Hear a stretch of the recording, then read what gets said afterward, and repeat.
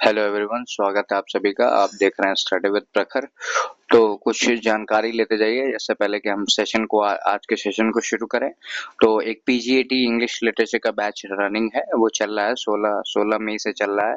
और इसके कुछ की फीचर्स हैं, क्या हैं? 1000+ एमसीक्यू प्रैक्टिस कराए जाएंगे। किस फॉर्म में कराए जाएंगे? तो daily practice based paper sheet पे डीपीपी के फॉर्म में प्रैक्टिस कराए जाएंगे। 1-on-1 डाउट सॉल्विंग है, कॉल करके कभी भी कुछ भी पूछ सकते हो। तुम्हें 3 मेंटर मिलेंगे इस काम के लिए और 10+ ऑनलाइन क्लासेस मिलने वाली हैं। एक रियल ऑफलाइन टेस्ट भी है, चाहो तो दे सकते हो। हैंड रिटन शॉर्ट नोट्स भी अवेलेबल है, अभी भेजा नहीं गया है, बस भेजा ही जाने वाला है। तो तैयार हो जाओ। ये सब कितनी कॉस्ट में मिल रहा है? तो 299 रुपीज में पूरा बैच मिल जाएगा। कॉल करें किस नंबर पे? 9336903429 पे, अगर बैच में एनरोल होना चाहते हैं तो। और अगर आपको मॉक टेस्ट चाहिए, बेसिकली कि आप ऑफलाइन मॉक टेस्ट देना चाहते हैं, तब आपको 100 रुपीज एक्स्ट्रा पे करना पड़ेगा। यानी mock test with batch 399, but only batch is of 299। ठीक है, 299 का बैच है, तो देख सकते हो। चलो यहाँ से शुरू कर लेते हैं बिना समय गवाए। जो हमारा मेन सेशन है, कल का सेशन इसलिए नहीं आया था क्योंकि थोड़ी तबीयत मेरी खराब है, जुकाम बुखार और सिर दर्द। लेकिन फिर भी ठीक है, आज मैं कोशिश करूंगा। प्रॉमिस तो नहीं है, अभी थोड़ा ठीक है तो इस वजह से that's why I am recording. लेकिन अगर आज सही हो गया शाम तक तो एक सेशन और दे दूंगा। तो कुल मिला के जो कल गैप आ गया था वो डबल हो जाएगा, तुम्हारा काम हो जाएगा। जो मैं करा रहा हूँ सीरीज चल रही है, वो सीरीज चल जाएगी। ये वॉचिंग स्टडी विद प्रखर, मेरा इंस्टाग्राम हैंडल है Prakhar Tripathi 011। The Telegram group is the late oasis and the contact number is 9336903429। अच्छा, starting restarting is very good. हाँ, restarting is good. I am feeling fresh, I am feeling lively. चलो देखते हैं। We are going to deal with William Wordsworth का poem lines compose a few miles above Tintern AB. ये important है। हाँ, lines composed above. अब यहाँ पे ध्यान देना कि टाइटल बड़ा है। जब जब भी टाइटल बड़ा होता है तो टाइटल से ही सवाल आ जाता है कि टाइटल पूरा बताओ। तो विलियम वर्ड्सवर्थ की पोम है, आगे सवाल भी है इसलिए पहले ही बता दे रहा हूँ। तो अभी याद कर लो, एक सवाल सही होगा और तुरंत सही हो जाएगा तो तुम्हें अच्छा लगेगा। Lines composed above few lines compose a few miles above Tintern Abbey. मैं उल्टा बोल रहा था। Lines compose a few miles above Tintern AB, ये सब देख लेना। क्या कैपिटल है, क्या स्मॉल है, ये भी थोड़ा देख लेना, क्योंकि अगर रिटन एग्जाम में लिखते हो तो ये ध्यान देना पड़ता है। और इस पोम के बड़े टाइटल को शॉर्ट में क्या बोल देते हैं लोग? टिंटन एबी बोल देते हैं। तो चलो, when was Tintern Abbey composed? Tintern Abbey को कंपोज कब किया गया था? तो ये थोड़ा सा ट्रिकी क्वेश्चन तो नहीं है, याद करने वाला फैक्चुअल क्वेश्चन है। थोड़ा बहुत पढ़ लेना, याद कर डालना। 1789, 1798, 1802, 1815। यहीं पे आंसर सही है, पीछे वाला आंसर सही नहीं है। तो 1798, 1802, 1815। यहाँ पे देखो कंपोज्ड पूछा गया है, ध्यान देना। पब्लिश, कंपोज, इन सब में अंतर है। रिटन, ध्यान देना जरा। तो इट इज 1798। हमारा आंसर क्या है? 1798। रोमांटिक पीरियड के बारे में तो तुम सबको पता ही होगा। अगर नहीं पता तो थोड़ा सा पढ़ लेना, थोड़ा सा जरूर पढ़ लेना, क्योंकि दैट इज इम्पोर्टेंट। और रोमांटिक पीरियड के बारे में जानना इज इम्पोर्टेंट क्योंकि उसी टाइम पे 1832 में रिफॉर्म बिल भी आया हुआ है। इंग्लैंड में रिफॉर्म बिल भी आया है। अब यहाँ पे देखो 1798, अब ध्यान देना है। रोमांटिक पीरियड के लिए ये इंपॉर्टेंट क्यों है? क्योंकि कहा ही ये जाता है कि 1798 से ही रोमांटिक पीरियड शुरू होता है। दिस इज इम्पोर्टेंट, इसीलिए ये क्वेश्चन मैंने डाला भी है। 1798 से ये पीरियड शुरू होता है और 1837 तक चलता है। कब तक चलता है? 1837 तक। This is romantic period. इसी में एक रिफॉर्म बिल आता है, वो आता है 1832 पे। ठीक है, 1832 में एक रिफॉर्म बिल आता है। इस पे ज्यादा चर्चा नहीं करूंगा मैं, फिर भी ऐसे थोड़ा बहुत बता दिया मैंने कि जानना चाहिए आप सभी को। याद रखिएगा 1798। ठीक है, याद रखिएगा कि ये रोमांटिक पीरियड यहाँ से शुरू भी होता है। With which collection was Tintern Abbey published? किस कलेक्शन के साथ टिंटन एबी पब्लिश हुआ? तो याद रखिएगा, रोमांटिक एज की शुरुआत ही है जब लिरिकल बैलेट्स शुरू ये पब्लिश होते हैं।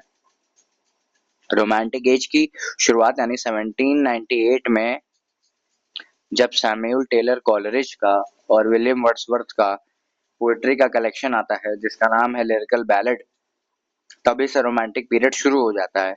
अब यहाँ पे देखो, हमारा तुमको आंसर पता चल गया होगा। The prelude, lyrical ballads, poems in 2 volumes, the exclusion. तो तुम्हारा लिरिकल बैलेड सही आंसर है। I hope it is informative to you all.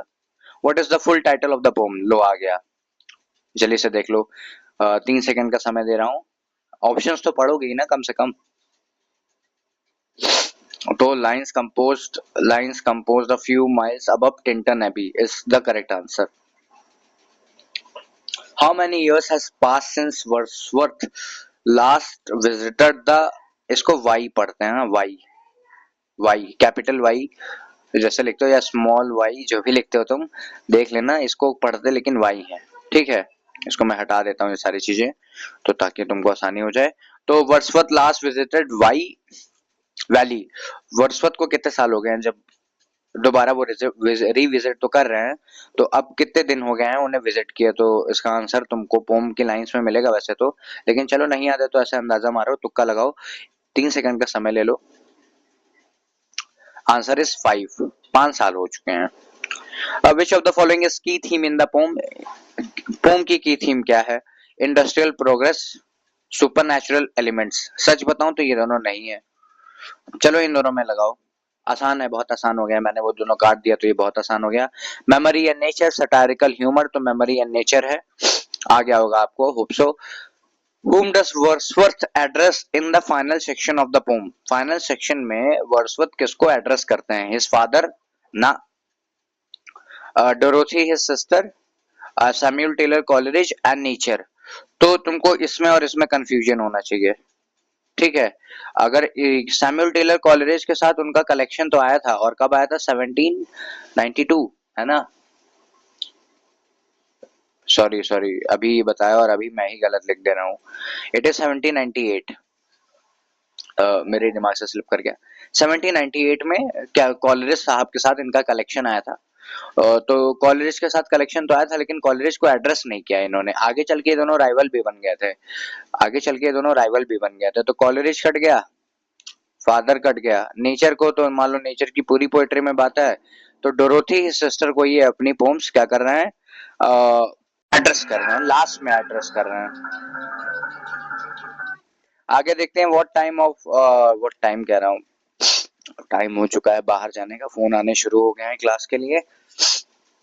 चलिए देखते हैं what type of poem is Tintern Abbey. Tintern Abbey किस तरह की पोम है? सोनेट है, एलिजी है, ब्लैंक वर्स है, ब्लैंक वर्स के साथ साथ मोनोलॉग भी है, बैलेड बैलेड है। तो सोनेट तो नहीं है, 14 लाइंस की नहीं है, एलिजी भी नहीं, कोई मराजिया नहीं है, बैलेड छोटी होती है। अच्छा देखो बैलेड छोटी नहीं होती, तुमको rhyme of the ancient mariner के बारे में याद है? सैमुअल टेलर कॉलरिज का जिक्र आ गया, तो सैमुअल टेलर कॉलरिज का वो जो rime of the ancient mariner है ना, वो भी एक बैलेड है। I was reading M H. Abrams, अभी रिसेंटली ही मैं पढ़ रहा था, रिसेंटली क्या कल ही पढ़ रहा था, आई वॉज ऑल्दो सिक लेकिन बीच बीच में रीडिंग करता रहता हूँ, तो एम.एच. एब्राहम्स पलटते हुए मैंने बड़ी बैलेड भी हुई जो कि rhyme of the ancient mariner है, देख लेना जरा, ये सब मैंने ऐसे ही बता, थोड़ा एक्स्ट्रा इन्फॉर्मेशन, ये सब काम आ जाएगा कभी ना कभी तुम्हें। एम.एच. अब्राहम्स अच्छी किताबें पढ़ लेना, मोनोलॉग है, तो पढ़ना भी पढ़ना, नई दिक्कत में आ जाओगे। The pome reflects the philosophy of which movement, किस मूवमेंट की फिलोसफी पे पोम कमेंट करती है? तो याद रखना है एग्जिस्टेंशियलिज्म क्या होता है, होमवर्क है, ठीक है। पहला होमवर्क 10 सवाल में ए, हर एक 10 सवाल के पेयर पे मैं तुम्हें एक होमवर्क देता हूं, तो दिस इज पहला होमवर्क। फिर आगे चलते हैं, एग्जिस्टेंशियलिज्म होमवर्क हो गया, यानी कि ये तो आंसर नहीं होगा, नहीं मैं बता देता, common sense. Romanticism, realism, symbolism, realism यानी जो सच है एज इट इज रख देना। रोमांटिसिज्म मैंने तुमको बता दिया है कि 1798 से लेके तुम्हारा 1832 में तो रिफॉर्म बिल आया है,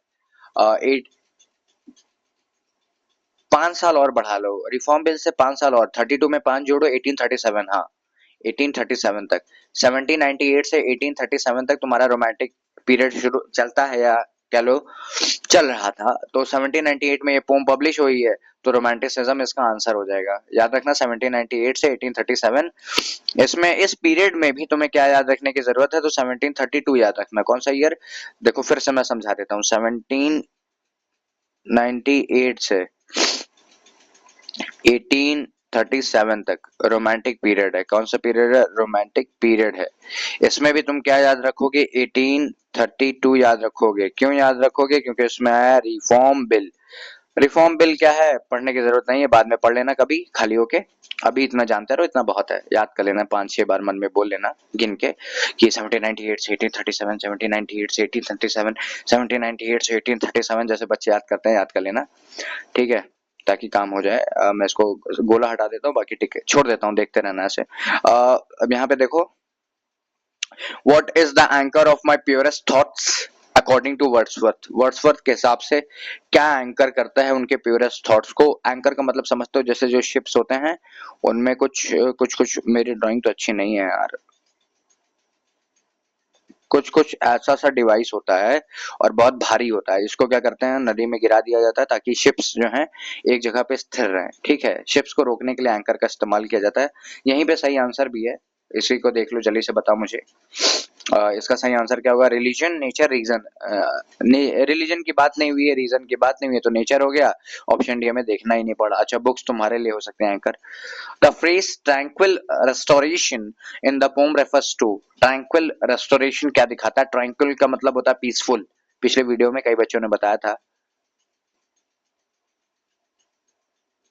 एक बच्ची है उसने उसने उसने पहले बता दिया था, उसका नाम मुझे नहीं याद आ रहा है, सानिया इकबाल है क्या शायद, वो एक्टिव रहती है।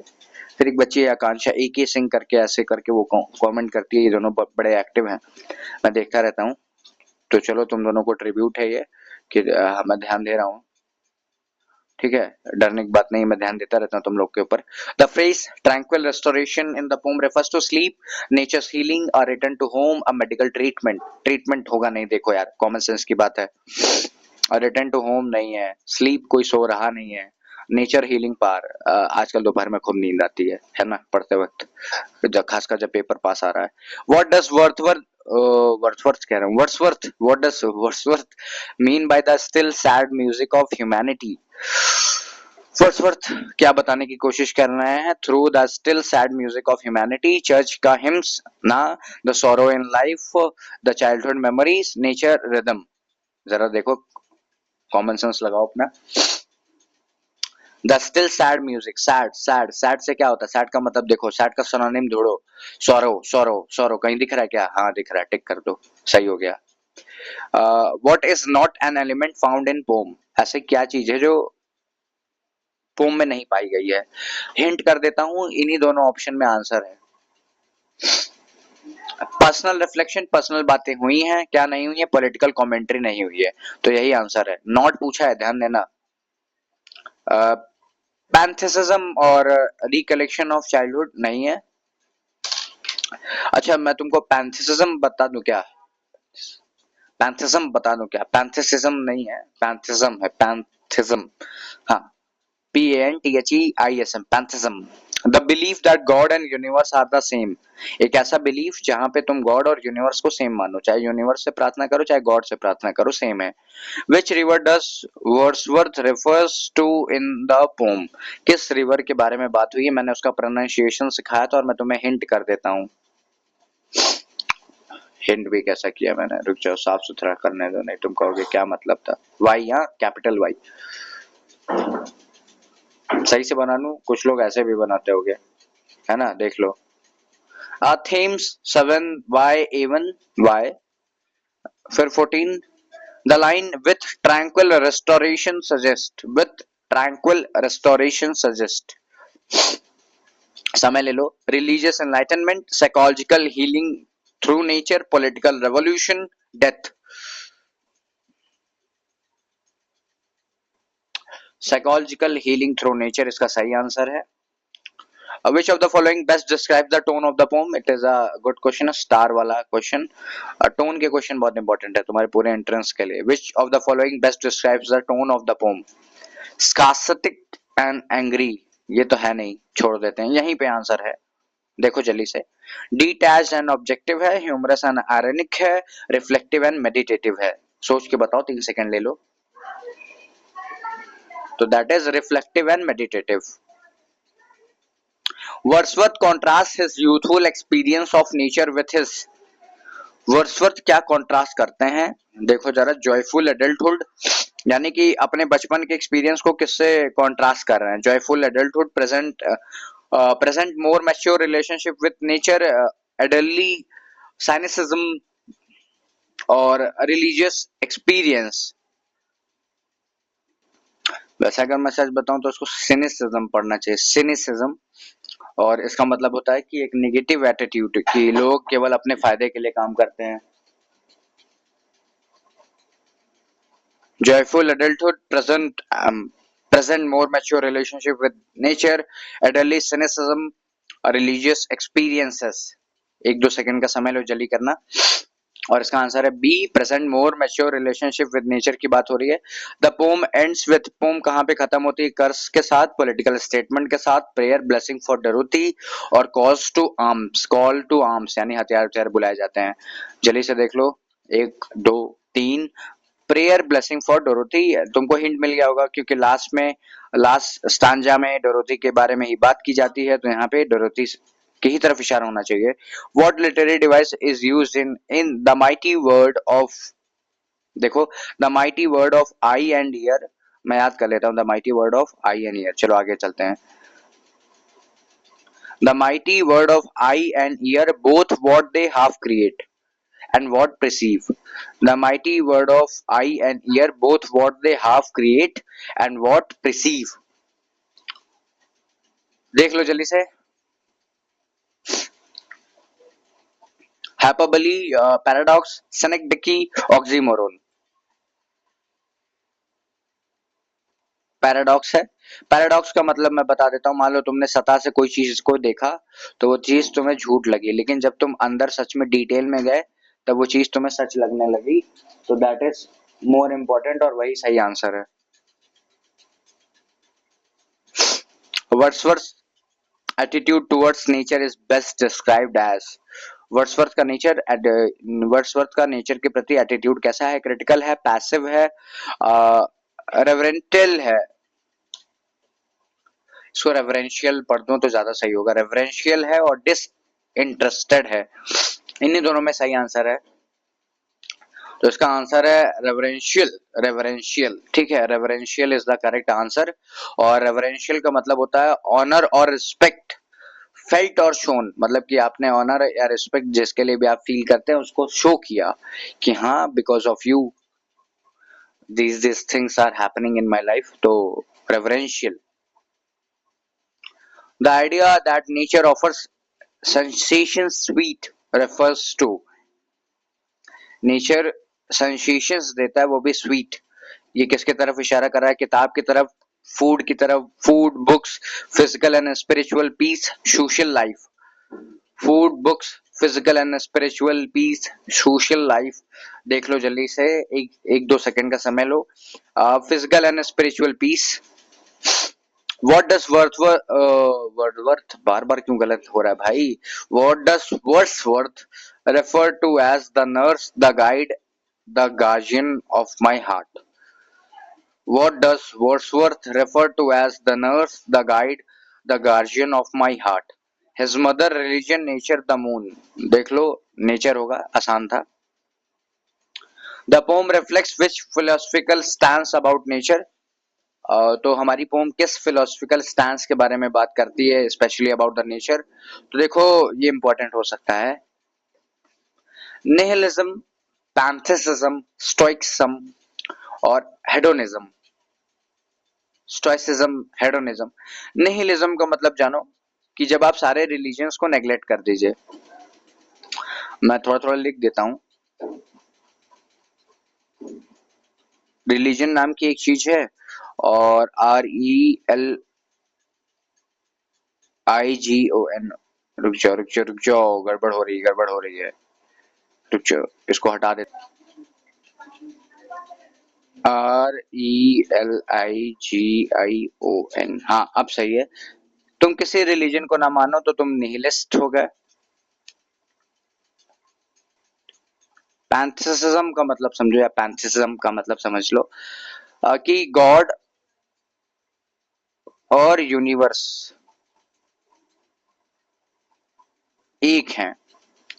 स्टोइसिज्म की सारी endure pain and hardship, ENDURE, endure pain, endure pain लिख दे रहा हूं, इंड्योर पेन एंड हार्डशिप सब अकेले संभाल लो। हेडोनिज्म का मतलब तुम प्लेजर्स के पीछे भागो, समझे?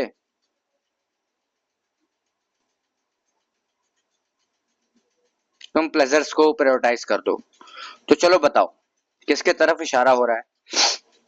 अब तो मैंने मीनिंग भी बता दी, होमवर्क नहीं दिया, तुम्हारा काम नहीं बढ़ाया इस बार मैंने। आंसर है बी। कौन सा आंसर है हमारा? बी आंसर है। तो यहाँ पे देखो कि गॉड और यूनिवर्स एक है। The pome reflects which philosophical stance about the nature. तो ये पोम बात करती है कि गॉड और यूनिवर्स एक हैं। अकॉर्डिंग टू वर्ड्सवर्थ, साफ कर देता हूँ, देखो पैंथेसिज्म लिखा भी है। ये शक्ति मेरे पास है कि मैं तुम्हें आंसर कब दिखाऊं कब ना दिखाऊं। According to Wordsworth, what does nature help him to avoid. Nature क्या अवॉइड करने में हेल्प करती है वर्ड्सवर्थ को। और तुम्हें एक बात बता दूं, अगर तुम ऑप्शन डी के लिए परेशान हो तो परेशान मत हो, यहीं पे आंसर है। इलनेस से बचा लेती है, तो ऐसा कोई जिक्र नहीं है। पावर्टी, ऐसा कोई जिक्र नहीं है, यही सही हो गया। Evil patience and trivial pursuits से बचा लेती है। The pome shifts between past and present using what device. किस डिवाइस के थ्रू वर्ड्सवर्थ हमें पास्ट में ले जाते हैं फिर प्रेजेंट पे ले आके पटक देते हैं। Allegory, flashback, dramatic irony, stream of consciousness. Stream of consciousness के लिए याद रखना वर्जीनिया वुल्फ फेमस है। ठीक है, बहुत ज्यादा फेमस है वर्जीनिया वुल्फ, नेट में भी सवाल आया हुआ है तो इसलिए बता देता हूँ। ड्रामेटिक आयरनी जाने दो, ये नहीं हो सकता है। स्ट्रीम ऑफ कॉन्शियसनेस के लिए वर्जीनिया वुल्फ फेमस है। और याद रखना कि स्ट्रीम ऑफ कॉन्शियसनेस आनी ही शुरू होती है विक्टोरियन पीरियड, फिर मॉडर्न पीरियड, फिर पोस्ट मॉडर्न पीरियड से। आजकल मैं ऐसी बातें ज्यादा करूंगा, जब से मैं अपना पुराना सिलेबस रिवाइज करने लग गया हूँ, तो ऐसे पीरियड्स के ऊपर खूब बातें करूंगा। लेकिन तुम लोग ऐसे सुनते रहना, थोड़ा थोड़ा याद करने की कोशिश करना। अभी देखो दो आंसर तो कट गए, बचा क्या? Allegory, flashback. तो फ्लैशबैक, ठीक है, पास में जा रहे हैं, flash back. What role does memory play in the poem. Memory क्या प्ले रोल प्ले करती है? It causes confusion, confusion cause हो रहा है। It distances him from nature, यानी कि वर्ड्सवर्थ को, इस बार मेरे से वर्ड्सवर्थ सही निकला है, वर्ड्सवर्थ को डिस्टेंस कर देती है नेचर से। It restores and sustains his inner life.